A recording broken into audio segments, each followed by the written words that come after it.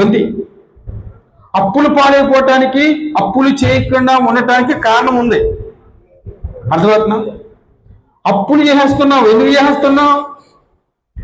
ఇంట్లో సమస్యలు, నువ్వు సరిగ్గా ఉండవు, సరిగ్గా సంపాదించింది ఎక్కడికి వెళ్ళిపోతావు? బ్రాంతి షాపుకో, విచ్చలవిడితనానికో, విచార కొంపకో పట్టుకెళ్ళిపోతావు. నువ్వు సంపాదించే డబ్బు నీ చేతిలో ఉంటుందా? నువ్వు పొదుపుగా ఖర్చు పెడుతున్నావు. వచ్చిన డబ్బు చాలా జాగ్రత్తగా చేసుకుంటున్నావు. నీ దగ్గర ఉంటుందా పోతుందా? చెప్పండి.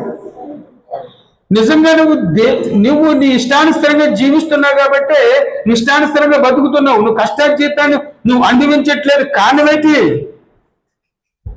నువ్వు అజాగ్రత్తగా ఉంటున్నావు కాబట్టి. జాగ్రత్త పడినోడు ప్రేమికులారా అన్ని విషయాల్లో జాగ్రత్తగా ఉంటారు. జాగ్రత్త లేని వాడు ఇష్టానుసరంగా ఖర్చు పెట్టి అప్పులు పాలైపోతాడు.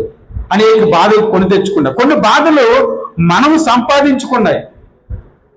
దేవుడి మాట వినకపోవడం వల్ల, దేవుడికి ఇష్టంగా జీవించకపోవడం వల్ల, దేవుడి వాక్యానికి విధేయత చూపించుకోవడం వల్ల కొన్ని కష్టాలు మనం కొని తెచ్చుకుంటాం. అవి పోవాలంటే ప్రేమికులారా దేవుడి సన్నిధిలో సరి చేసుకొని సరిదిద్దుకొని మంచి మార్గంలో జీవిస్తే వాటిని పోగొట్టుకుంటావు. హల్లెలూయా. ఏదైనా మన చేతిలో ఉంది. ఆశీర్వాదమైన శాపమైన మన చేతిలో ఉంది. దేవుడు ఎక్కడ అన్యాయస్తుడు కాదు. చాలా విషయాలు